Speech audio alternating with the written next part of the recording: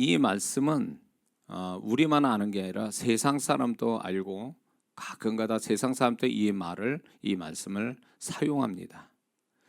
그리고 또 재미있는 사실은 이렇게 그 자영업 하시는 분들, 이런 분들의 가게를 보면 대부분 이 액자, 이 구절이 딱 이렇게 걸려 있더라고요. 그런데 또 제가 그걸 보면서 이분은 교회 다니시는 분이구나, 그런 걸 알겠는데, 또 재밌는 사실을 하나 제가 발견했는데, 그게 뭐냐면 예수 믿는 분 중에 가게 하셔서 크게 하시는 예수 믿는 분 가게는 이 성경 구절이 없더라고요. 근데 정말 힘들고 어렵고 조그만 그 예수 믿는 분 가게에는 꼭 이 구절이 있어요. 그래서 저는 잘 되니까, 어떤 분은 잘 되니까 굳이 이 말씀이 필요 없어서 이 말씀을 안다는 것 같기도 하고, 근데 정말 진짜 잘 돼야 될, 정말 예수님 잘 믿고 잘 돼야 될 분들이 믿음으로 또 소망으로 그 성경 구절을 가게에 걸어 놓으시는 것 같아요. 그래서 어려운 가운데서도 그런 말씀을 붙들고, 이런 지금 어려운 시국에 자영업 하시는 예수 믿는 분들이 그 말씀을 붙들고 소망을 갖는다는 건 굉장히 하나님 보시기에도 좋은 모습인 줄 믿습니다. 장사가 잘 안 되는 집에 이런 구절 있으면 더 안 되겠죠. 있는 자는 더 있게 하시고 없는 자는 그 있는 것마저 빼앗기리라, 이런 구절이 있으면 또 안 되잖아요. 그렇지 않습니까?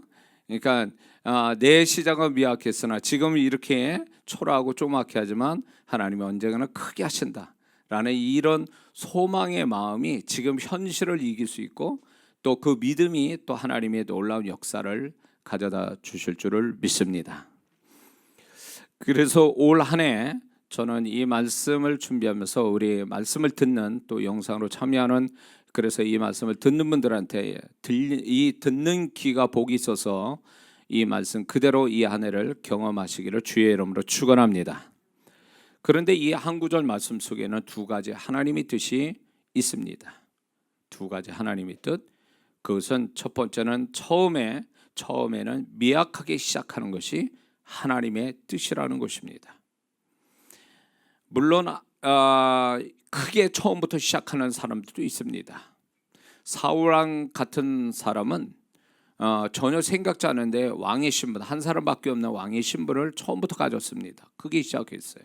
그런 아주 특별한 케이스를 빼고 보편적으로 하나님이 믿는 자들을 하나님이 이끌어 가실 때 처음에는 굉장히 미약하게 시작하게 하시는 것이 분명히 하나님 뜻입니다. 제 목회를 처음 시작할 때 제가 50만 원 들고 개척을 할 때도 마찬가지고, 모든 것을 보면 제 주변도 그렇고 이렇게 모든 게 처음의 시작은 미약하게 하는 것이 하나님의 뜻처럼 보이고 그게 보편적인 거로 보여집니다. 근데 여기서 이제 미약하다라는 이 원어의 뜻은 작다, 적다라는 뜻으로 원어적 뜻이 있습니다. 근데 성경 속에는 처음에는 작기 시작한 사람들이 무수히 나옵니다. 그래서 이건 보편적이다라고 저는 자신 있게 얘기합니다. 성경에 보면 기드온 잘 아시죠? 기드온 사사가 300명을 데리고 미디안 12만을 치러 갑니다. 하나님은 그 300명 가지고 12만을 치시는데, 그 300명이라는 게 어떻게 12만을 이길 수 있느냐? 미디안 족속의 연합 족속을 치는 데 있어서 하나님은 300명 가지고 하라는 거죠. 하나님의 뜻이 분명히 나타납니다. 하나님의 앞에서는 크고 작고 숫자가 많고 적음에 하나님의 역사가 달라지지는 않습니다. 그런데 하나님은 분명히 하나님께서 뭔가 하나님만이 하셨다라고 하는 이런 우리의 고백을 듣기 원하시고, 그걸 통해 하나님 영광 받으시기 위해서 찾기 시작하신다는 것입니다. 기드온의 300용사뿐만 아니라 다윗은 양치기로 시작했습니다. 그것도 집안에서 인정하지 않는 우습게 여김을 받는 막내 아들로서 이렇게 양치기로 시작한 다윗입니다. 또 사울 같은 경우도 보면 평범한 청년이었습니다. 모든 게 처음이 그런 모습이죠. 모세가 80세 돼서 호렙산에서 하나님 만나기 전에는 그는 지극히 노인네요, 양치기요, 처가살이하는 사람의 하나의 볼품없는 사람으로 그는 하나님의 사역자로 시작됐다라는 것을 잊지 말아야 됩니다. 오병이어 사건은 우리가 다 알지 않습니까? 요한복음 6장에 오병이어 물고기 2마리와 보리떡 5개의 역사를 보면 그것 작은 것 가지고 하나님이 시작하셨잖아요. 그래서 이게 성경에 작은 것 가지고 역사를 일으키는 것이 보편적이다. 그러므로 믿는 자들의 모든 하나님이 그를 지극히 사랑하신다 할지라도 그 사람을 작은 데부터 시작하시는 게 하나님의 보편적인 뜻이고 그렇게 이끌어 가신다는 것입니다. 그것은 예수님의 생애를 통해서도 알 수가 있습니다. 예수님이 이 땅에 오실 때 어떤 모습이었나요? 하나님의 자리를 버리시고 사람의 몸을 입고 아기의 몸으로 이 땅에 오셨습니다. 가난한 부모의 아들로 이 땅에 오셨습니다. 그리고 그분은 사람이 있는 곳에 있지 못하고 짐승의 우리에 있었다라고 말씀해 주고 있습니다. 예수님의 처음 오신 모습이 굉장히 미약한 모습으로 오셨다라는 것입니다. 미약하다 못해 초라한 모습으로 오셨다라는 것입니다.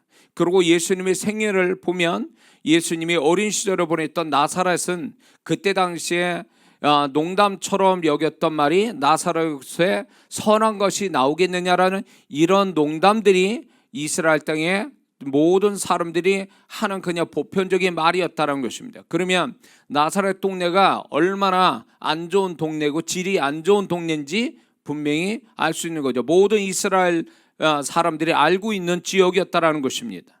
실패자와 고약한 사람들이 모이는 가난한 자들이 있는 나사렛 동네에서 예수님이 자라시고 그분을 배우시지 못하고 외모가 특출하지 못했다고 했습니다.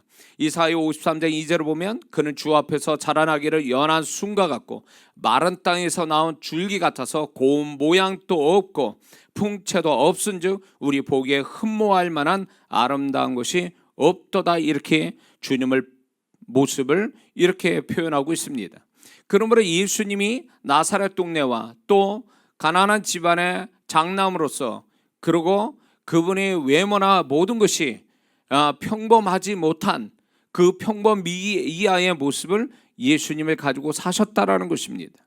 뿐만 아니라 예수님이 공생애로 들어가셔서 12제자 부를 때 그 12제자의 모습이 어떻겠습니까? 초라하고 하찮고 다른 사람이 부러워할 만한 제자들은 또 아니었다라는 것입니다. 예수님의 오심의 시작이 이랬고 예수님의 공생의 시작도 아주 볼품없는 작고 미약한 데서 시작됐다라는 것입니다.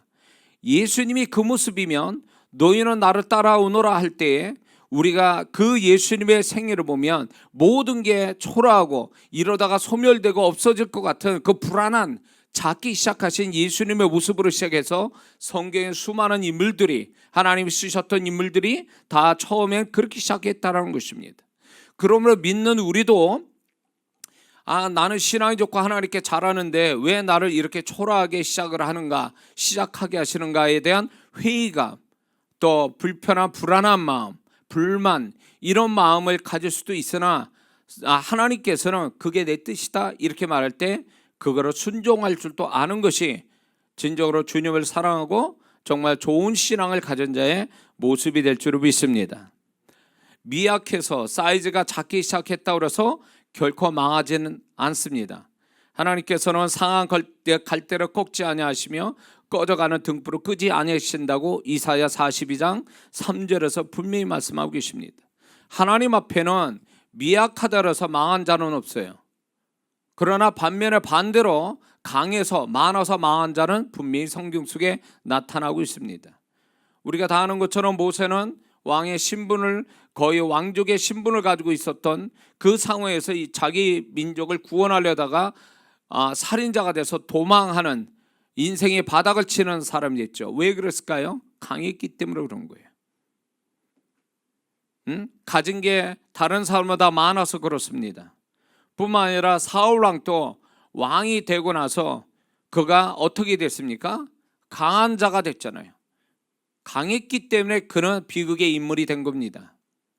약할 때 모자랄 때 볼품없을 때 왕으로 세웠던 사울 왕이 빛나고 다른 사람보다 강할 때에 그는 비극의 인물이 된 거죠. 삼손 사사를 보세요. 그는 태어날 때부터 나실인이요 특별한 존재였습니다. 그리고 하나님이 힘을 주셨습니다. 그 강함이 결국 자기 인생을 망쳤지 않습니까? 성경에는 약한 자를 하나님이 무시하거나 버리지 않습니다. 오히려 긍휼과 은혜로 더 베푸시는 걸 볼 수가 있습니다. 그러나 강하고 많은 자는 그 강함과 많은 것을 하나님 앞에 올바르게 사용하지 못하면 그것 때문에 망한다는 걸 성경에 이미 우리에게 교훈하고 있습니다. 그러므로 우리가 무엇을 시작하든 그것이 약하게 시작한다고 해서 그게 결코 불행하거나 그게 결코 우리가 잘못되거나 하나님이 나를 안 도우셔서 이렇게 됐다라고 생각한 것은 자기 생각이지 하나님의 생각이 아니라는 것입니다. 강하고 많은 자들이 결정적인 문제는 뭐냐면 하나님을 의지하지 않는다는 것입니다. 자기의 강함과 마음을 많은 걸 의지하기 때문에 그걸 하나님의 우상으로 여기시는 거죠. 그렇기 때문에 하나님이 그들의 강함과 많이 가진 자를 함께 하시지 않는 겁니다. 그러므로 그것 때문에 망하는 거예요. 하나님이 결국적으로 가서는 하나님이 함께 하지 않는 그것이 망하는 핵심이 됐다는 것입니다. 그러므로 우리가 살아가면서 지금 이 코로나 상황에 이 열악한 상황, 불안한 상황, 그리고 그 속에서 많이 신음하며 살아가는데 재정적으로 여러 가지로 불평과 어려움을 겪는 그 사람들, 그 믿는 자들도 그런 성도가 있는데 저는 그런 성도들에게 위로의 말을 준다면 그것 때문에 하나님이 더 가까이 하신다는 겁니다. 그것 때문에 하나님의 손길이 더 나타난다는 것입니다. 그것 때문에 하나님께서 그의 기도를 더 들으신다는 거죠. 그것 때문에 그들에게, 그 성도에게 하나님의 새 일이 나타난다는 것입니다. 어제도 제가 어느 성도님, 여자 성도님 전화를 받았어요. 근데 어린 자녀가 희귀병을 앓아서 고통을 받는 게 어린아이, 그 어린 자녀가 그 고통에 몇 년의 세월을 보내고 있어요. 어린아이인데 얼마나 많은 그 어미가 눈물을 흘렸겠어요. 근데 제 안에서 주님의 마음이 올라오는 거예요.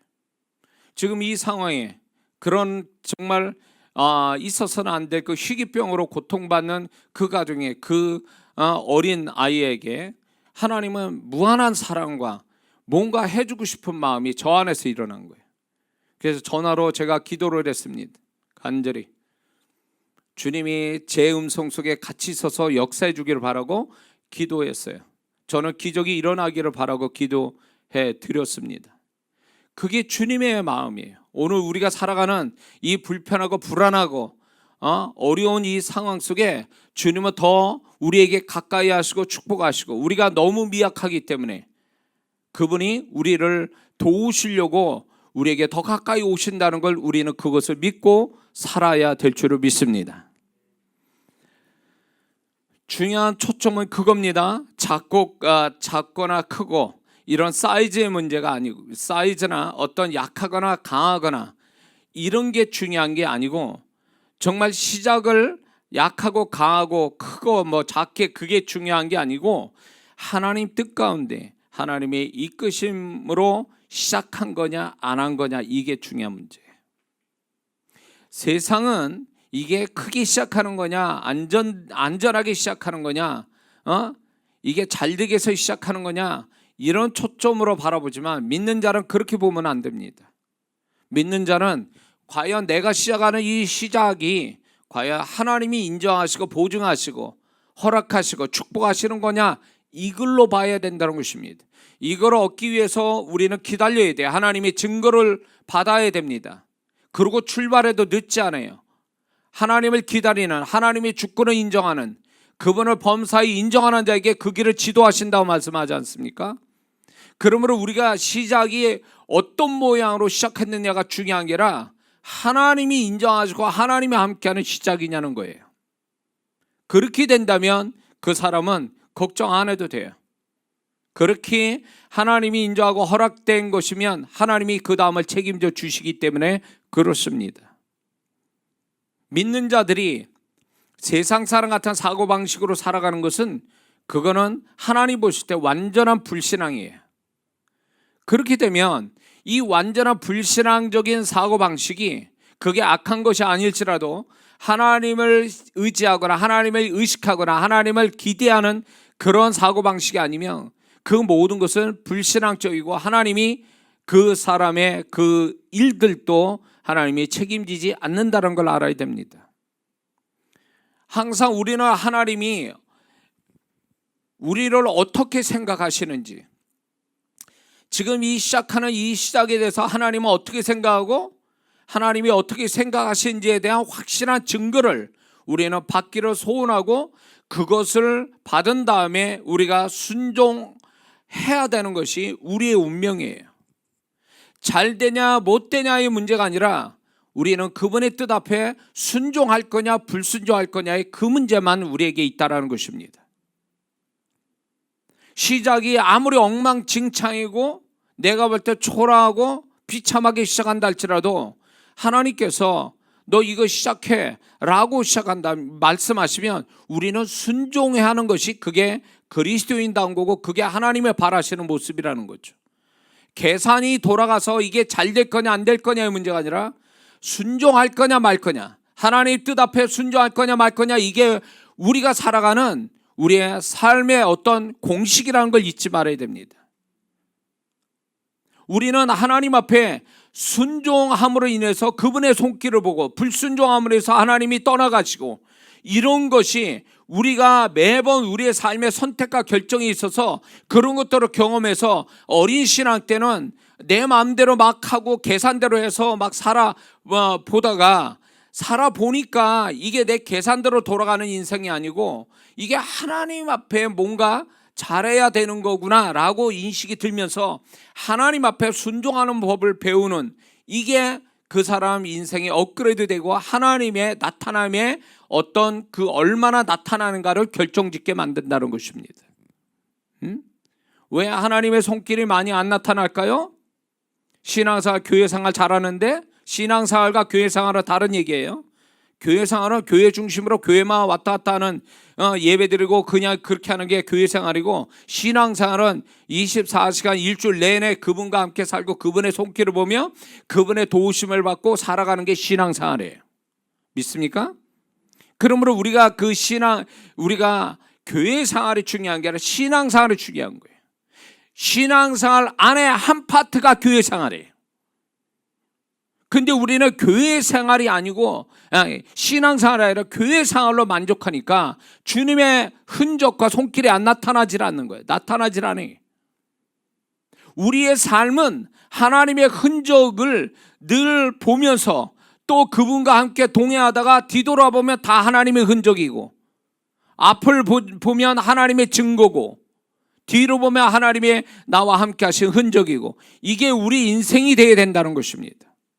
그래서 우리가 얘기할 거는 우리가 얼마나 잘났고 얼마나 열심히 살느냐가 그걸 얘기하는 게 아니라 얼마나 하나님과 같이 살았는가, 하나님이 얼마나 어떻게 나를 도우셨는지, 그런 걸 얘기하는 게 진정한 크리스찬의 간증거리라는 걸 잊지 말아야 됩니다.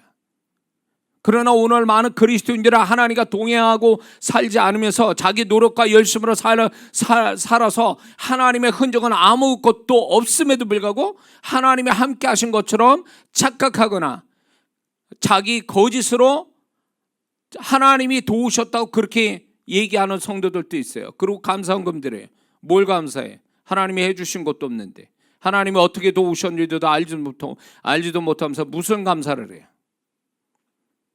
그건 자기 스스로 속이는 거예요. 하나님 앞에 이런 태도는 아주 하나님을 불쾌하게 만드는 거예요. 그건 가식이 지나지 않아요. 하나님이 해주신 게 없는데 무슨 하나님께 감사를 해요? 그걸 명확하게 알아야지. 하나님이 뭘 어떻게 도우셨는지를 알고 얘기를 해야지. 알지도 못하면서 감사한다는 거예요. 감사하는 사람한테 뭐 감사하냐 물어보면 정확하지 않는 감사를 얘기해요. 그냥 잘 됐으니까 감사한다는 거예요. 잘 됐으니까. 그러면 잘 안 되면 감사를 안 한다는 얘기입니까? 잘 돼서 감사하다. 그러면 잘 되게 하신 그분의 손길을 받느냐는 거예요. 어떻게 잘 되게 하셨는지. 이것까지 얘기할 줄 알아야 된다는 거죠. 이걸 얘기 못하면 그 사람은 진정한 감사가 아니에요. 그분이 어떻게 어떤 손길로 나를 축복했는지를 말할 수 있는 사람이 되어야 된다는 거예요. 말을 못하면 그 사람은 지금 거짓말하고 있는 거예요. 그냥 배운 거지. 교회에서 그냥 그렇게 감사하라고 하나님이 계시니까 그거를 그냥 막연하게 생각하고 그렇게 감사하라고 가르쳐서 그렇게 하는지 몰라도 그거는 하나님 앞에 씨알도 안 맥히는 감사예요. 하나님이 그걸 가지고 기뻐하지 않습니다. 그거 가지고 하나님이 영원하게 되질 않아요. 우리는 그걸 분명히 알아야 됩니다. 그러므로 우리의 삶은 시작과 끝이 있어요. 항상 시작과 끝이 반복된 인생이잖아요. 그러면 시작을 어떻게 했느냐, 어떤 모양으로 했느냐, 세상 사람은 그게 중요하죠. 그러나 우리는 그렇지 않아요. 그걸로 보는 게 아니에요. 어제 우리 동우하고 은정이 결혼식 했어요. 아주 그냥 화려하게 결혼식 잘 했어요. 근데 이제 둘이 만나서 한 가정을 이루는 그 결혼식, 그 예식을 치르지 않습니까? 근데 그리스도인들의 결혼 예식은 세상하고 다르잖아요. 순서도 다르지만 제일 다른 게 뭔지 아세요? 그 시작점이 하나님과 함께 한다는 거죠. 세상 사람은 하나님과 함께 하는 게 아니에요. 그러나 예수 믿는 사람은 하나님, 세상 사람한테도 보여주지만 하나님이 이제 우리 한 가정이 시작합니다 라고, 그래서 하나님께 영광을 돌리며 시작하니 그 시작점이 너무 좋다 이거지. 하나님께 영광 돌리고, 그러니 그 가정은 하나님의 은혜가 있게 된다는 것입니다. 그래서 어제 제가 이제 설교도 하고 기도도 해줬지만 저는 굉장히 흡족합니다. 그런 부분에 하나님이 축복하시고, 그래서 이 두 사람이 한 가정을 이루어가는데 하나님이 또 새로운 축복을 주실 것에 대한 기대감 때문에 제가 너무 기뻤습니다. 근데 어떻게 시작하든, 뭐 초라하게 시작하든 화려하게 시작하든 그 시작의 모양이 중요한 게 아니라 과연 그 시작점을 하나님이 인정하시느냐는 거예요. 그거를 우리가 분명히 알고 살아야 됩니다. 화려하게 시작했다고 그 끝이 화려하게 끝날 거라고 생각해서는 안 됩니다. 예수 믿는 사람은요. 그리고 우리가 아무리 초라하게 시작했다고 해서 그 초라하게 시작한 것이 끝날 때도 그 결국은 망할 걸로 끝난다고 생각도 하지 말아야 된다는 거죠. 중요한 건, 초점은 모양이 아니라 하나님이 계시냐는 거예요. 거기에 하나님이 인정하시냐는 거예요. 그걸 찾아야 되는 거예요. 그거를. 그래서 하나님이 시작하고 하나님이 이끄신 시작이라면 그 사람은 걱정 없는 게, 결국 하나님은 그 뒤를 그분이 책임져 주시고 결과도 그분이 책임져 주시기 때문에 그렇습니다.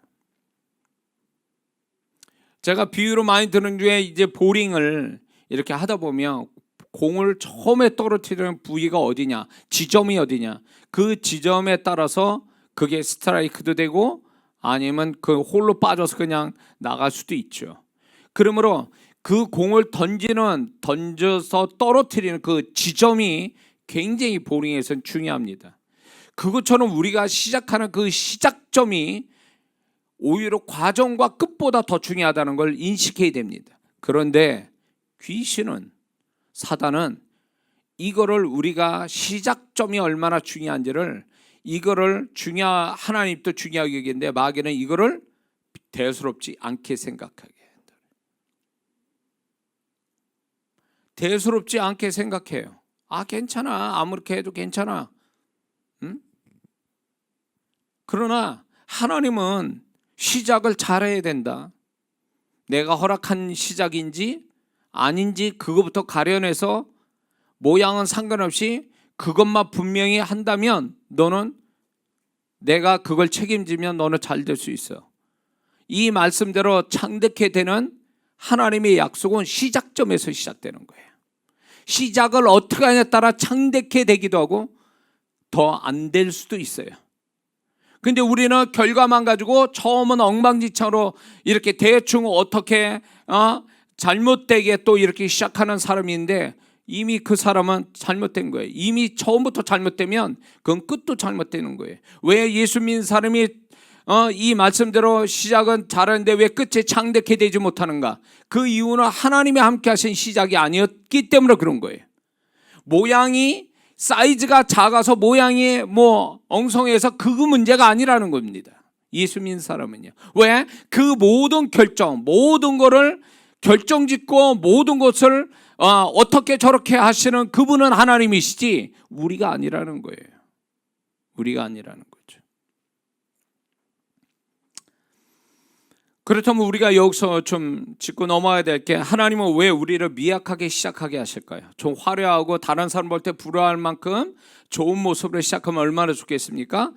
그런데 정말 다른 사람 볼 때도 불쌍히, 아우 저 불쌍하다, 시작한 게 너무 불쌍해, 저하고 제 아내하고 이렇게 처음 신혼 시작할 때 뭡니까? 7만 원짜리 그 보증금도 없는 7만 원짜리 시작해서 제 결혼 생활이 시작됐는데, 다른 사람한테 불쌍하게 봤단 말이에요. 돈도 없고 뭐 시작을 그 모양으로 시작했으니까.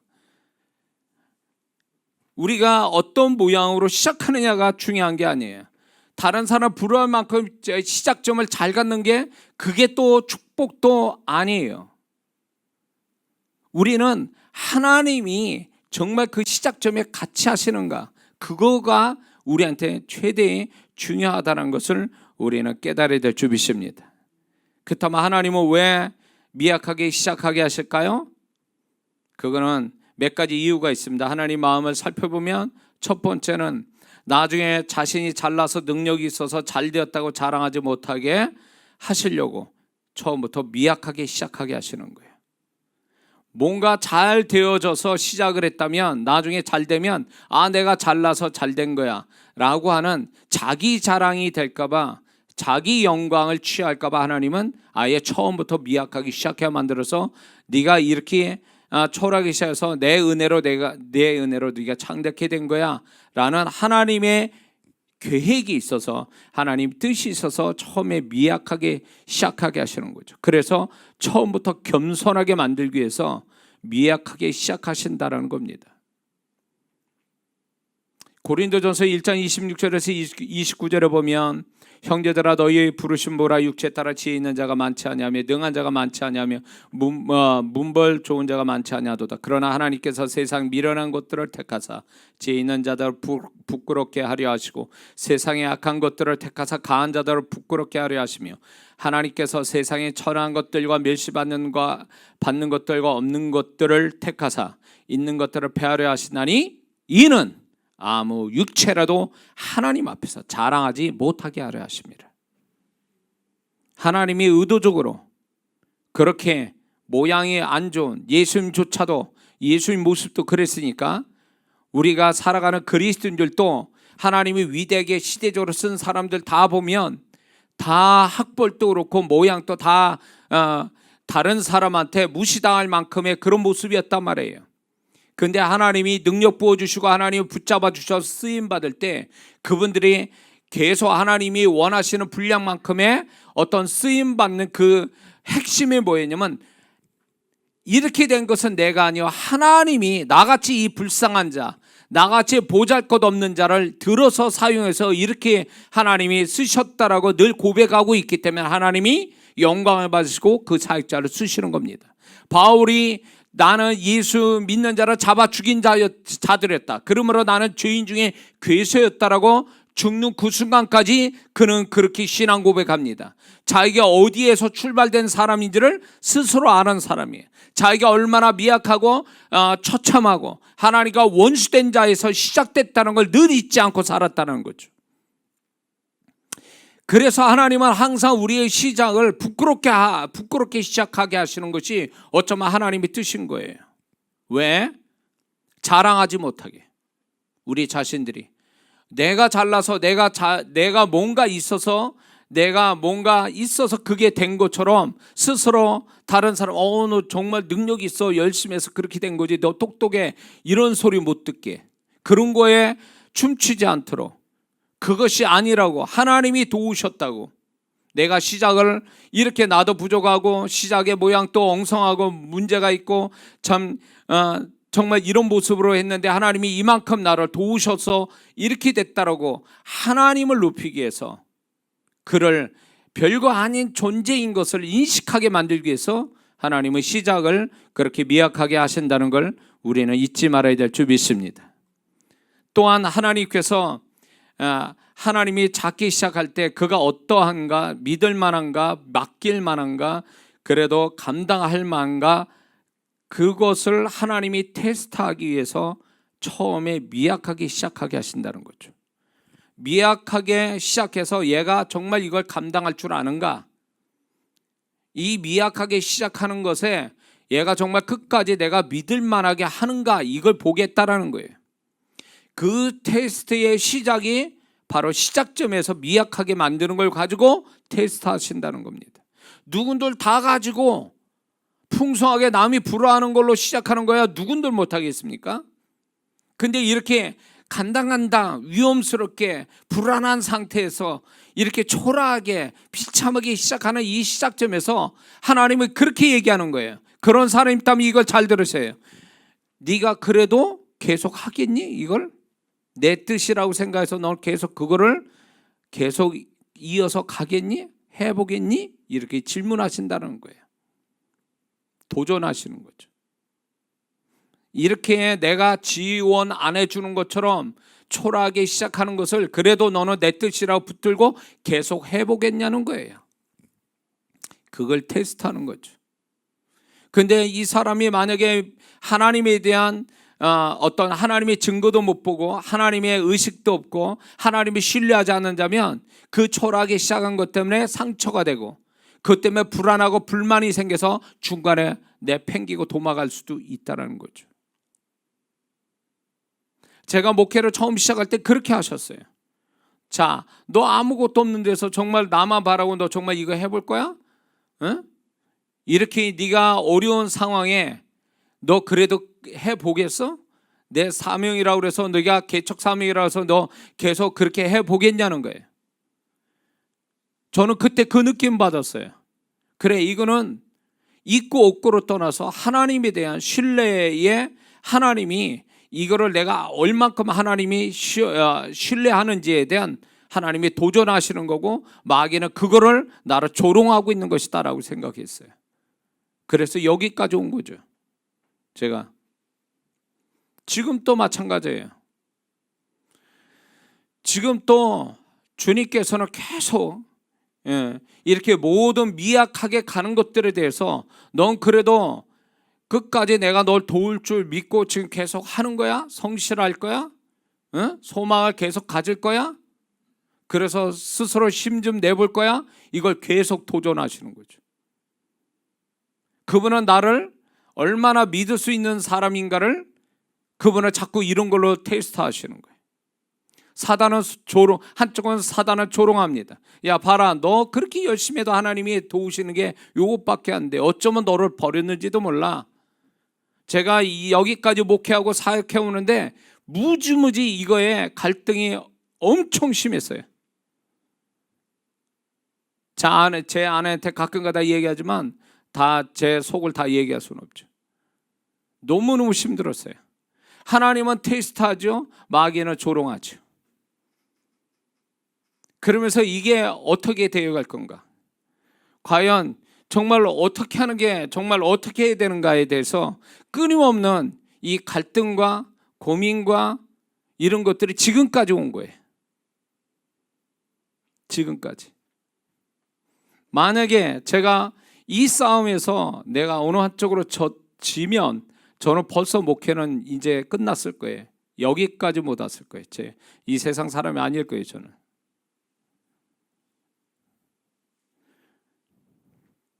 그러니까 하나님께서는 야, 너 내가 지원하지 않는 것처럼 그렇게 비참한 마음, 여러 가지 사람들, 환경들, 재정적 이런 것들이 다 어려움이 있음에도 불구하고 내가 너를 안 도와준 것처럼 이랬을 때 그래도 너는 여지껏 그래도 여전히 하겠느냐는 거예요. 그거에 대한 자꾸 그거를 저한테 이렇게 질문하신 것처럼 느껴졌어요. 한쪽에서 마귀는 계속 조롱하듯이 너는 이제 끝났어. 여기까지가 네 한계고 하나님은 너를 돕는 게 여기까지야. 그러니 너는 이제 딴 생각을 해야 될지도 몰라. 계속 속이는 거죠. 기도해 보면 그게 이쪽에서 하나님의 음성, 이쪽은 또 사단이 또 주는 생각들 막 이런 것들이 번복이 되면서 갈등과 고민과 그런 속에 침체에 빠지고 그런 것 때문에 괴로워하고 그런 시간들이었죠. 그래서 저는 그냥 여전히 잘 되든 못 되든 끝까지 하던 일 계속 가는 것이 나는 이기는 거고 그게 하나님 앞에 영광이 된다 생각해서 지금까지 이렇게 견디고 버티고 있는 거라고 저는 생각이 듭니다. 그러므로 여기에 힘들고 어려운 일들이 있어서 지금 또 포기하고 싶은 마음이 있는 성도라면 포기하지 마세요. 하나님을 버린 것도 아니고 도우시지 않는 것도 아니에요. 지금 견디고 버티는 그 자체만으로 하나님이 영광을 받으시고 그 버티고 견디는 그 자체가 믿음이고 견디고 버티는 그것을 통해서 하나님은 반드시 후에 반전에 공평하신 하나님이 반전을 주실 것을 기대하고 살아야 될 줄 믿습니다. 여전히 호흡하고 있다라는 것, 내가 이 땅에서 병들어 죽지 않고 이렇게 하나님이 호흡하게 하시는 그 자체가 하나님이 여전히 나에 대한 소망을 갖고 계신 이유, 소망을 갖고 있다는 증거고, 나를 호흡하고 있다는 그 자체가 하나님께서 여전히 나를 기대하시고 하나님의 은혜가 있음을 증거하는 것을 우리는 알아야 될 줄 믿습니다. 만약에 하나님이 끝내신다, 그 사람이 포기할 수밖에 없는 상황이라든가 생명을 걷어가신가 둘 중에 하나 하시겠죠.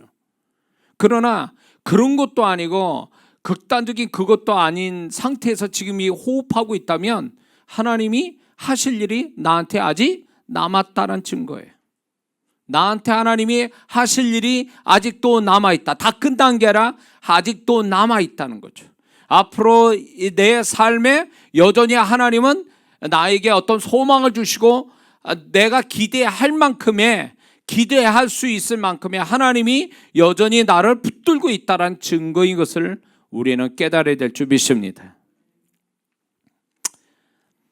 그리고 왜 하나님이 우리를 미약하게 시작하시냐면 처음부터 크게 하면 감당할 수 없다고 하나님이 판단하셨기 때문에 작기 시작하게 하시는 거예요. 폼나게 다른 사람이 볼 때 폼나게 시작하면 좋겠죠. 그러나 그렇지 않고 초라하고 내가 봐도 좀 안 되게 시작을 했다면 그거 아주 속상하거나 슬퍼하지 말아야 됩니다. 왜? 크게 주시면 정말 감당 잘하겠냐는 거예요. 사울 왕짝이 나지 않을까, 우리는 이 생각해 봐야 됩니다. 저는 지금도 이렇게 저에게 목회나 사역이 제가 생각한 그 사이즈로 그렇게 주셨다라면 내가 이런 고백을 하나님 앞에 할 수 있을까? 라는 생각할 때 못한다고 생각해요. 왜? 벌써 그렇게 된다면 처음부터 크게 시작했다면 아마 엉망인 목사가 되고 목회도 못할 사람이 될 수도 있을 거라고 스스로 저를 생각해 보는 거죠. 크게 하나님이 잘되게 시작을 그렇게 시작하게 하시지 않는다고 불평하지 말고, 그렇게 시작할 때 정말 내가 감당할 수가 없기 때문에 나를 정확하게 하신 하나님께서 시작을 작게 하게 하는 게 하나님 뜻이라는 걸 잊지 말아야 될 줄 믿습니다. 또 하나님 왜 미약하게 시작하게 하시냐면 하나님을 더욱 의지하게 만들기 위해서 미약하게 시작하게 하시는 겁니다. 바울이 아시아에서 당한 환난을 그가 이제 죽었구나라는 마음을 가졌을 때 하나님께서 자기를 의지하지 않고 하나님을 의지하게, 죽은 자도 살리시는 하나님만 의지하게 만든다라는 이 신앙 고백을 했습니다. 바울은 아시아에서 당한 환난이 결국 자기를 의지하는 걸 버리고 하나님만 의지하는 신앙으로 업그레이드 됐다라는 것입니다. 우리가 시작이 정말 처참하게 모자르고 부족하게 시작했다면 우리는 그것만큼의 세상 방법을 찾는 게 아니라 그것 때문에 더 하나님을 의지한다면 하나님이 작게 미약하게 하게 하신 하나님의 뜻을 아는 자라는 걸 우리는 잊지 말아야 될 줄 믿습니다. 또 왜 하나님이 처음에 미약하게 시작하시냐면 나중에 공평하신 하나님이 처음 미약한 것만큼 창대케 하시기 위해서 처음에 미약하게 시작하게 하시는 거예요.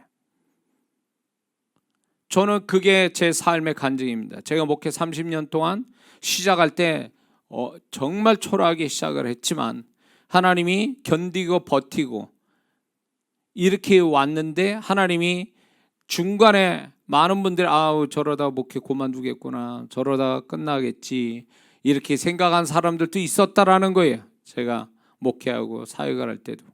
그러나 지금 이렇게 여전히 더 건강하게 또 힘있게 이렇게 할 수 있는 것은 하나님이 반전, 이렇게 공평하신 하나님이 내가 미약한 것만큼 나를 창대케 하신 하나님이 은혜를 주셨기 때문인 줄 믿습니다. 제가 평택에서 정말 모자라는 얼마 안 되는 성도와 목회를 이렇게 하면서 나는 시골에서 이렇게 작은 동네에서 동네 아저씨로 이렇게 살다가 죽는구나. 여기서 뼈를 묻고 아무도 내가 죽어도 우리 가족 외에는, 몇 명의 성도 외에는 나를 알 사람이 없겠구나, 내가 죽어도. 그런 생각을 가진 적이 많았어요, 과거에. 그래, 이게 내 운명이라면, 하나님이 이렇게 하게 하신다면 어쩔 수 없지 뭐. 체념하고 그렇게 살기를 그렇게 생각하고 살았습니다. 사실 그때 동네 아저씨처럼 그렇게 살았어요. 뭐 옷 입는 것도 그렇고 지금 잘 입는 거예요. 그때 비하면. 그때는 막 그냥 대충 살았어요. 그냥 원래 이제 그렇게 살다가 하나님이 나를 끝내신다고 생각을 했기 때문에 그렇게 사는 거죠. 근데 오늘날 하나님께서 처음에 그렇게 미약했던 저의 시작이 지금 뭐 제 입장에 볼 때 뭐 다 더 큰 목사님, 더 크게 하는 그분들을 비하면 아무것도 아니지만, 저를 아는 분이 세계 해외에 많은 분들이 있었고, 지금 이제 유튜브 상에서 그래도 이 현장에서만 현장이 아니라 유튜브 상에서는 그래도 큰 교회 목사입니다. 제가 유튜브 상으로 보면 이렇게 어떻게 되는지 저도 이해를 못합니다. 평택 어느 한 시골 한 구탱이에서 그렇게 살다가 죽을 목사였는데, 제가 수많은 사람들이, 또 해외에 있는 많은 성도들이 저를 알고 저를 찾고 하는 걸 보면 저의 노력만 가지고 되는 게 아니라 하나님이 그렇게 만들어 주셨다. 공평하신 하나님, 미약한 것만큼 창대케 하신 하나님. 미약할 때 불쌍해서, 미약하게 시작한 것에 대해서 하나님의 나를 불쌍히 여기시고, 안 되는 속에서도 견디고 버티는 저를 불쌍히 여겨서 이제 반전의 때가 되니까 하나님이 공평하신 하나님, 미약한 것만큼 하나님이 축복하신 거죠. 저만의 얘기겠습니까? 오늘 또 어쩌면 미약하게 계속 미약한 상태로 있어서 힘들게 어렵게 사는 분들이 있을 거예요, 우리 믿는 자들이. 그러나 저는 자신 있게 얘기합니다. 그게 어느 때인지 몰라도 공평하신 하나님이 나타나실 거예요. 미약한 것만큼 하나님이 그 사람을 창대케 하신 것을, 그 사람의 노력이 아니라 하나님의 주권적 역사로 창대케 되는 것을 간증할 날이 반드시 올 줄 믿습니다. 여전히 호흡하고 있다면 그 사람은 창대케 될 날을 예정 받았다는 걸 잊지 말아야 될 줄 믿습니다. 만약에 미약하게 시작하게 됐다면 몇 가지 태도가 중요합니다. 절대로 처음에 미약하게 시작할 때 강한 것, 큰 것, 많은 걸 부러워하지 말라는 것입니다. 그것은 하나님 뜻을 몰라서 그런 태도를 보이는 거예요. 그리고 실망하지 말고 그거를 오히려 당연하게 여기고 출발하라는 거죠. 그리고 하나님을 의심하지 말라는 거예요. 그게 시작이 초라하게 시작해도 하나님이 내가 너와 함께 있어라는 증거 하나만 주신다면 의심하지 말고, 하나님이 이렇게 시작하는 게 하나님 뜻이니 나는 기쁜 마음으로 순종하고 간다라는 그런 태도로 가져야 된다는 것입니다. 그리고 작은 것을 우습게 보면 안 됩니다. 내 시작이 미약해서 그게 아무리 작다 할지라도 그거를 대충 어떤 별것도 아닌 것처럼 그거를 우습게 여긴다면 하나님이 창대케 하시는 은혜로 가는 데는 걸림돌이 된다는 걸 잊지 말아야 될 줄 믿습니다. 작은 걸 우습게 여기면 진짜 주님의 말씀처럼 있는 것도 빼앗기는 날이 올 수도 있습니다. 작은 거를 소중히 여기고 지킬 줄 알아야 그게 하나님이 나중에 창대케 하는 핵심이 된다는 걸 잊지 말아야 될 줄 믿습니다. 그리고 시작한 것이 시작을 하나님과 함께 했다면 하나님이 중단시키지 않은 이상 중간에 포기해서는 안 된다는 것을 알아야 됩니다. 중간에 포기하는 것은 안 한 것보다 못해요. 하나님이 분명히 시작을 하고 하고 그리고 하나님이 시작하라는 증거를 주셨는데 불구하고도 내가 그거를 안 한다 그러면 그 사람 중간에 포기한다면 그 사람은 처음에 안 한 것보다 못한 사람이 될 수 있다는 겁니다. 그리고 미약한 거에 대해서 열등감을 버려야 됩니다. 열등감은 창대케 되는 확신이 없어서 열등감을 갖는 거예요. 그리고 부끄러워하지 말아야 됩니다. 미약하게 하는 것을 그거는 열등감에서 나오는 거예요. 하나님을 신뢰하지 못한 데서 나오는 겁니다. 그리고 미약할수록 창대케 되는 것에 대한 강력한 소망을 가져야 됩니다. 현실을 볼 게 아니라 그 마음속에 야 그래 네 현실은 이것밖에 내가 허락지 않지만 네 마음만큼은 내가 창대케 하는 소망의 불꽃을 네 안에 내가 살아있게 할 거야. 이런 게 있어요. 그래서 여러분들 혹시 이런 분 계십니까? 내가 지금 다 망할 것 같아요. 분위기상 그래요. 지금 상황 자체가 그래요. 그래서 다 끝난 것처럼 보여요. 시작도 엉망인데다가 초라하기 시작했는데 중간도 지금 다 망할 것처럼 보여요. 그러면 가만히 기도하는데 가만히 자기 심령을 들여다보세요. 그러면 100% 다 내 심령 100%가 절망으로 가득 차지는 않을 거예요. 분명히 어느 한 구석에는 그래 이렇게 끝날 건 아니야. 응? 그래도 하나님이 나한테 역사하실 거야. 축복하실 거야. 창대케 하실 거야.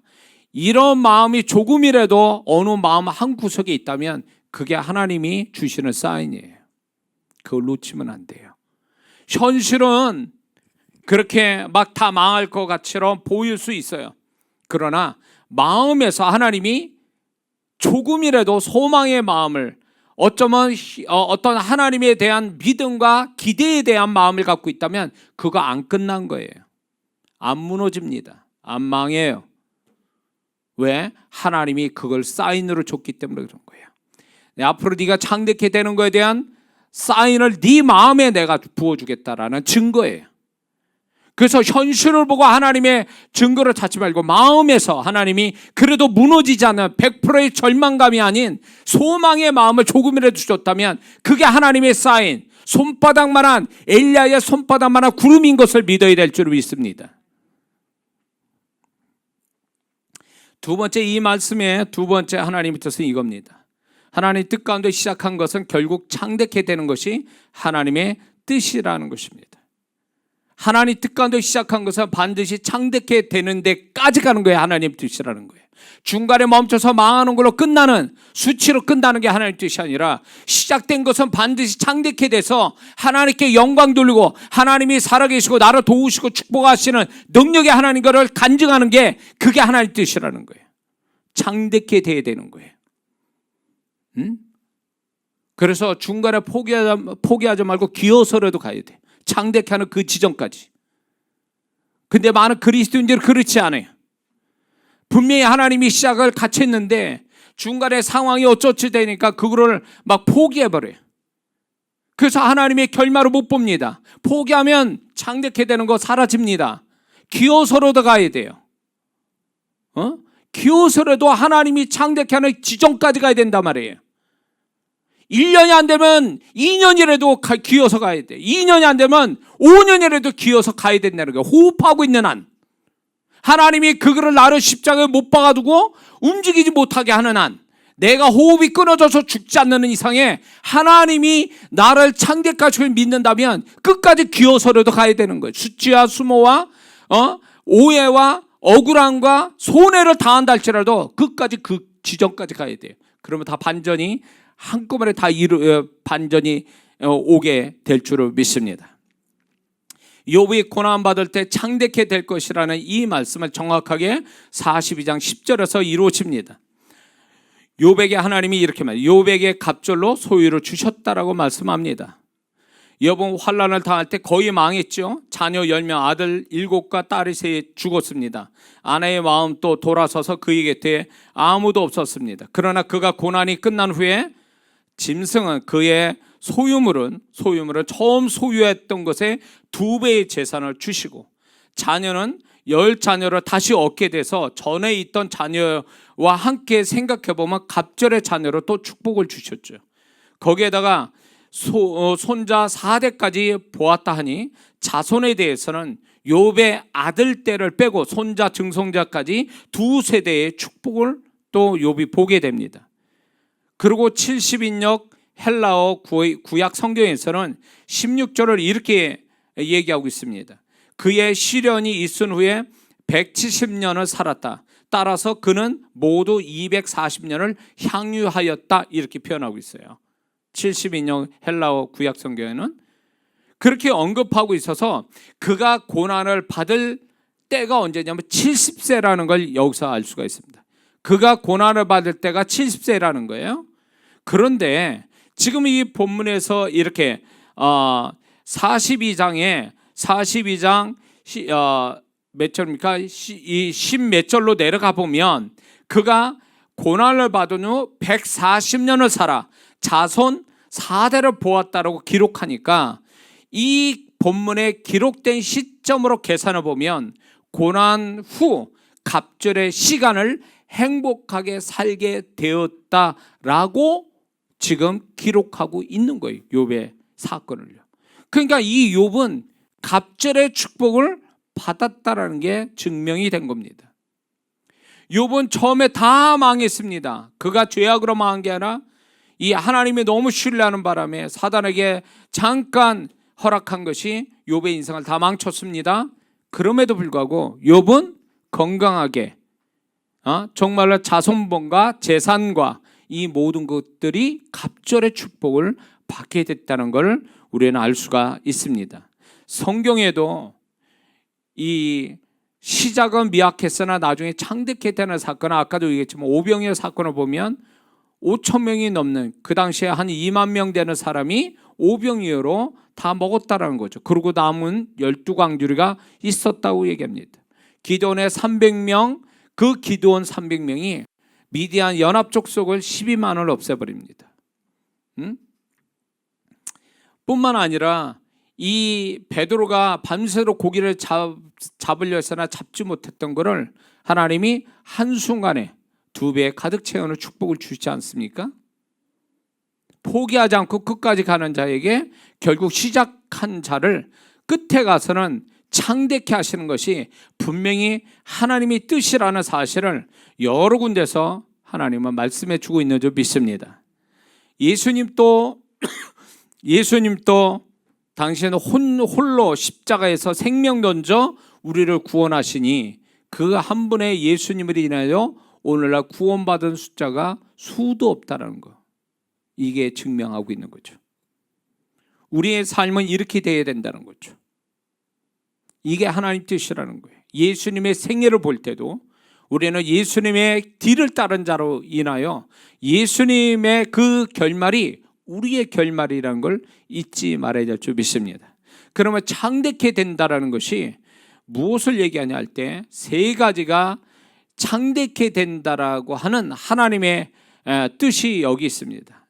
창대케 되는 것은 3가지가 포함되어 있는 거예요. 첫째는 그 사람의 육신적인 형통의 축복, 그게 창대케 되는 것. 2번째는 그 사람이 영적인 깊이와 영적인 지경이 넓혀지는 것, 이게 2번째 창대고, 3번째는 존재값의 상승, 이게 이 3가지가 바로 창대케 되는 것의 내용이라는 걸 잊지 말아야 될 줄 믿습니다.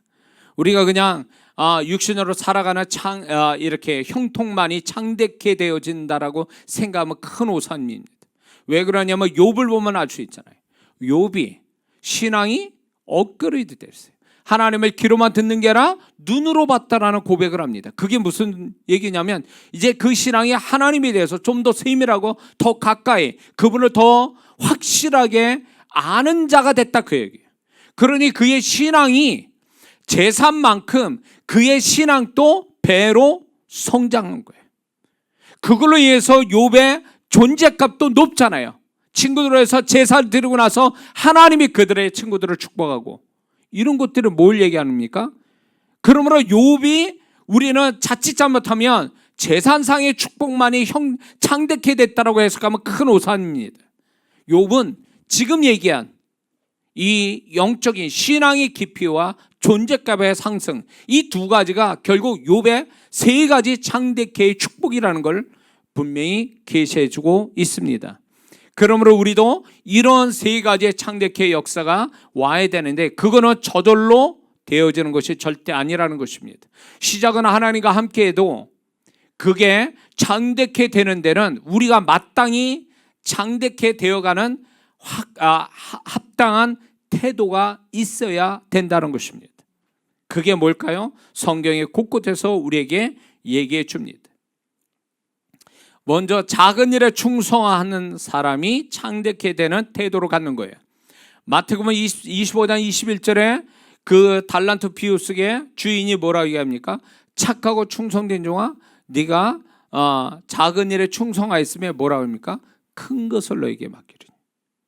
작은 일에 충성한 자가 창대케 되는 큰 일을 맡게 되어지는 중요한 태도라는 걸 잊지 말아야 될 줄 믿습니다. 두 번째는 누가복음 6장 38절에 주라 그러면 후이되어 누르고 흔들어 넘치도록 너에게 안겨주리라. 주는 삶, 이게 창대케로 가는 중요한 두 번째 태도입니다. 받는 게 아니라 주는 거예요. 자꾸 줄 때 그게 창대케 되는 올바른 태도라는 걸 말씀해 주고 있는 겁니다. 잠언서 11장 25절을 보니까 구제를 좋아하는 자는 풍족하여 줄 것이요 남을 윤택하게 자는 윤택하여 지리라. 남을 잘되게 하는 것이 창대케 되어가는 태도라는 걸 우리에게 말씀해 주고 있습니다. 뿐만 아니라 겸손히 잠언서 22장 4절에 겸손과 여호와를 경외함의 보응은 재물과 영광과 생명이니라. 겸손히 창대케 되어가는 중요한 태도라는 거죠. 뿐만 아니라 11조 헌물 말라기 3장 10절에 만군의 여호와가 이르노라 너희의 온전한 11조를 창고로 들여 나의 집에 양식이 있게 하고 그것으로 나를 시험하여 내가 하늘문을 열고 너희에게 복을 쌓을 곳이 없도록 붙지 아니하나 보라. 11조 헌물이 그가 창대케 되는데 중요한 태도라는 걸 말씀해 주고 있습니다.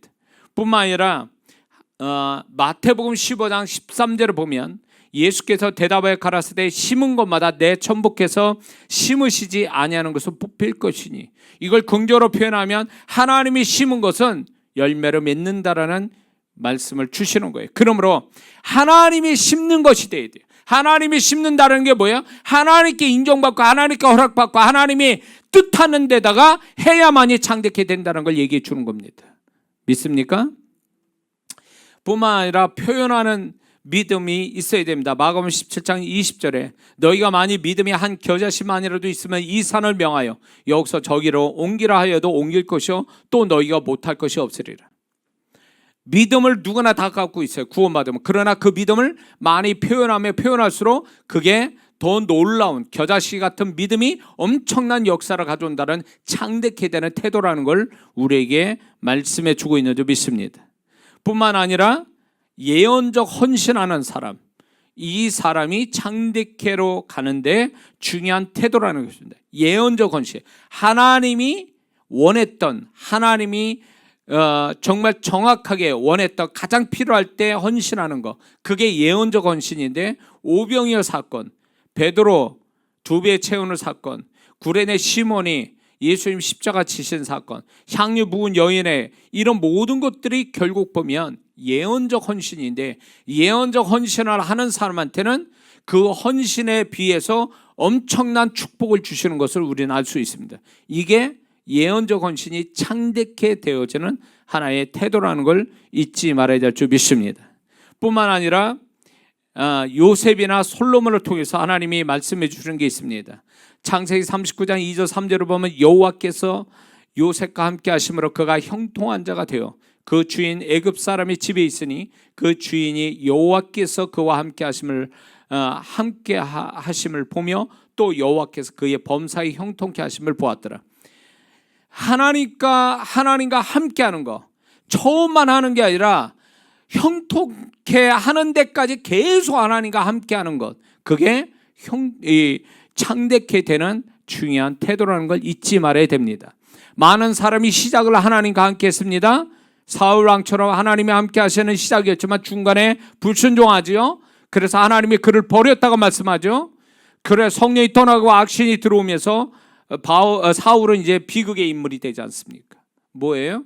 하나님이 떠나니까, 시작은 좋았지만 떠나니까 비극의 사람 결말을 짓는 거죠. 왜 시작은 하나님과 같이 해놓고 왜 중간은 하나님을 버리고 가냐는 거죠. 하나님의 뜻과 상관없는데 방향으로 가고 하나님이 원하지도 않는 행위를 갖고 그러다가 다 박살이 나는 거예요. 제가 목회자로서의 어떤 사역자로서 이렇게 보면 많은 분들이 이런 케이스가 많아요.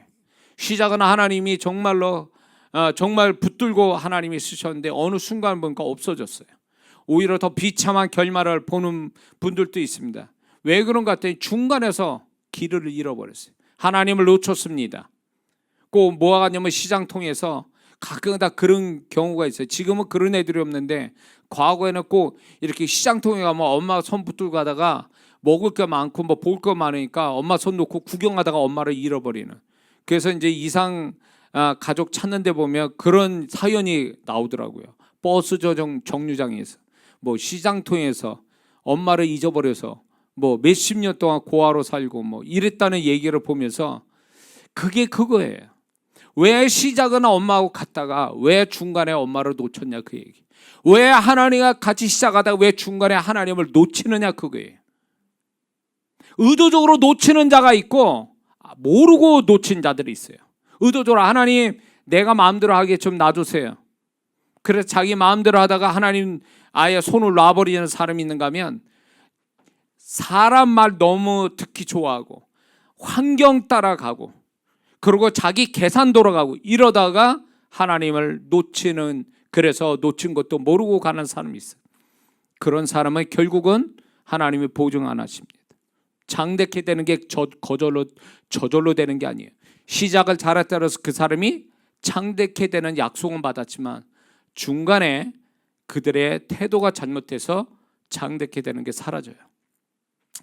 이스라엘 백성이 애굽에서 나와서 가나안 땅 가는데 중간에 누가 죽었습니까? 결국 광야 1세대가 다 죽었어요. 왜 그랬을까요? 하나님이 그들이 하나님을 버렸어요. 하나님을 불쾌하게 만들고 진노하게 만드니까 결국 죽었다 그 얘기예요. 약속을 받았는데 창대케 되는데 가나안 땅이 창대케 되는 건데 중간에서 태도의 불량으로 그들은 가나안 땅 못 들어갔다 그거예요. 가나안 땅 광야에서 죽음을 당한 사람이 수도 없어요. 종류별로 따져보면 수만 명이 될 겁니다. 그 사람들이 가나안 땅이라는 창대케 되는 가는 사람들이에요. 약속받았지만 그들의 중간에 광야의 태도가 불량했기 때문에 그들은 가나안 땅 창대케 되는 축복을 놓쳤다 그거예요. 오늘날 우리가 하나님과 함께 같이 시작했다 해서 그거 시작이 좋았다 그래서 그게 창대케 되는 끝을 주시는 것이 아니에요. 중간에 우리가 하나님이 창대케 되는 태도를 분명히 안 가지면 그 사람은 그림의 떡이 돼요. 창대케 되는. 이미 성경에서 계시하고 있습니다. 그러므로 이 결론을 냅니다. 우리가 하나님의 뜻 가운데 시작하였는지를 우리는 먼저 살펴봐야 됩니다.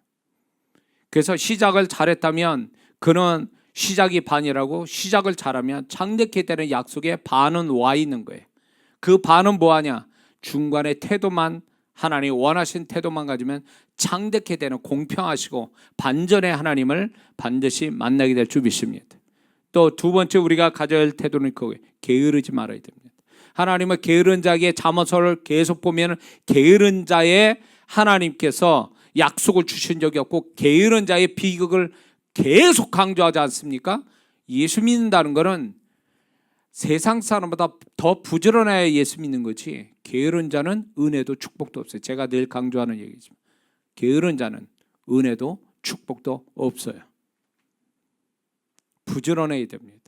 뿐만 아니라 이제 시작을 잘하고 창대해 가는 데까지 가려면 성령이 이끄시는 흐름을 타야 됩니다. 분명히 우리를 시작을 하게 하셨다면 창대해 되는 데까지 내가 내 인생을 끌고 가는 게 아니라 성령께서 그렇게 예수님을 이끌어서 십자가에서 끝을 내시는 그 성령님이 우리를 창대해 하는 데까지 그분이 이끌고 가실 때에 성령의 흐름을 타고 갈 줄 아는 우리 모두가 되어야 될 줄 믿습니다. 그리고 또한 도중에 사단이 우리를 포기하고 돌아서게 만드는 것을 잘 분별해야 됩니다. 우리를 창대케 하는 것을 사단은 지극히 걔네들을 싫어하니까요. 어떤 이유든 중간에 포기한다? 그건 사단에게 친 거예요. 하나님은 중간에 시작하신 일을 중간에 끝낸 적이 없으신 분이에요. 그러므로 중간에 뭔가 끝냈다? 그건 사단에게 이미 속은 거예요. 사단의 덫에 걸린 거예요. 하나님 뜻이 아닙니다. 왜 시작을 하나님이 하셨는데 왜 중간에 끝내세요? 내가 못났든 잘났든 간에 그분은 나를 찬대케 하려고 나를 이끌어가는데 어떻게 하나님이 내가 못났다고 부족하다고 중간에 끝내신 분이냐? 절대 그렇지 않아요. 근데 끝나는 건 뭐예요? 내가 끝낸 거지 하나님 끝내신 게 아니에요. 사단에게 속아서 사단이 바람 넣어가지고 결국 자기가 끝내게 선택하고 결정해버린 거죠. 그건 어리석은 일이에요. 그래서 잘 분별해야 됩니다. 중간에 멈추는 것은 안 한 것보다 못해요. 우리는 이렇게 생각해요. 중간까지 왔으니까 중간까지 보상해 주세요. 그거는 인간이나 통한 소리지 하나님한테는 안 통합니다. 롯의 아내가 중간쯤 왔는데 살려줬습니까? 소금기둥으로 똑같이 멸망자와 다른 죽음이지만 죽었잖아요. 중간은 하나님의 입장에서 보면 그거는요 부정적 의미에서 쓰는 거예요. 중간의 의미는 신앙의 중간, 뭘 시작했는데 중간에 끝냈다? 그거는 부정의 의미예요. 긍정일 수가 없어요. 그리고 지금까지 한 것에 대한 보상도 없어요. 롯의 아내가 열심히 뛰었겠죠? 그러나 한번 돌아본 걸로 멸망의 땅도 아니고 구원의 땅도 아니고 가운데 죽었잖아요. 중간은 하나님 보실 때 부정과 징계와 심판 그런 의미가 있어요.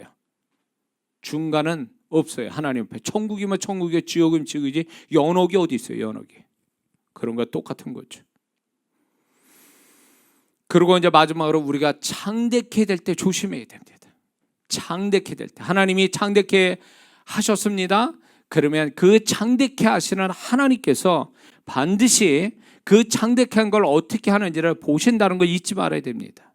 그리고 그 다음으로 연결해 갈지 끊어갈지를 하나님이 그때 결정해요. 그래서 창대케 됐다고 끝난 게 아니라 창대케 된 것이 또 하나의 시작이라는 것을 우리는 알아야 될 줄 믿습니다. 그러므로 올 한해 우리가 살아가면서 분명히 하나님이 시작을 어떻게 하셨는지 하나님과 함께 시작했는지를 살펴보고 시작했다면 중간에 포기하지 말고 창대케 되는 데까지 가서 하나님이 정말 약속을 이루고 또 나를 도우셔서 이렇게까지 됐다라고 간증할 줄 아는 우리 모두가 되어야 될 줄 믿습니다. 기도하겠습니다.